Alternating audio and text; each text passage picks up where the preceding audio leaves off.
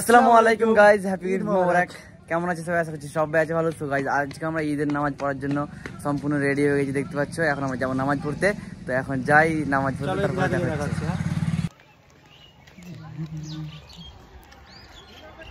A few moments later.